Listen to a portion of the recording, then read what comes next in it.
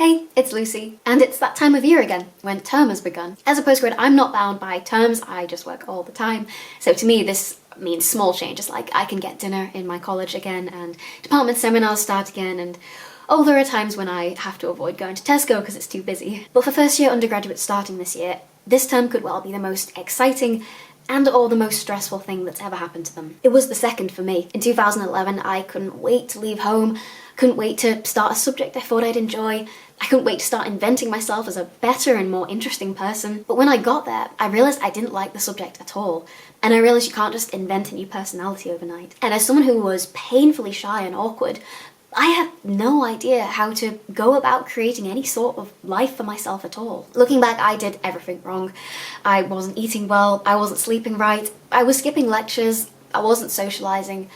I think overall I dropped the ball for myself. I started to panic and I started to shut down. It almost went pear-shaped. To cut a long story short, I got myself in a severe mental rut, I almost dropped out, and it took me years to move past that and start to get the hang of this independent student thing. Some new undergraduates take to this life instantly and naturally, but for me, that first term in 2011 was one of the worst times of my life. And looking back, I just wish I could tell myself that it would work out okay. What I wish I could tell myself most, and what I would say to every undergraduate starting this year, is please look after yourself. You won't be eating as well as at home, you might be drinking more and sleeping less, you're going to be in this absolute whirlwind of new people, none of whom know you. Everyone will look like they're having the time of their lives and doing just fine, and if this is you, then fantastic. But it can be easy to feel like the only one who isn't settling in and who isn't fitting in. You won't be, so don't worry about that. Secondly, figure out why you're there and do not lose sight of that reason. Whether that's to study something you love, or to get a career in something you're interested in, or whatever, hold on to it. Thirdly, in the rush to try new things and meet new people,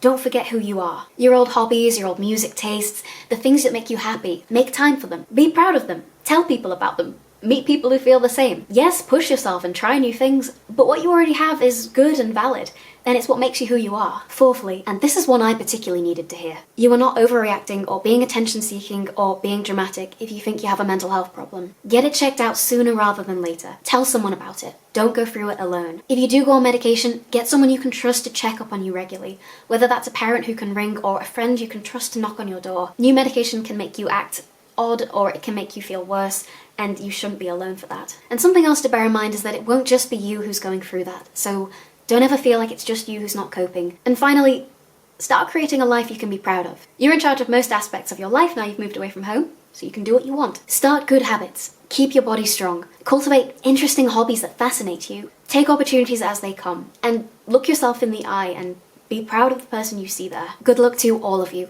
You've made it this far. Let's see how far you can go.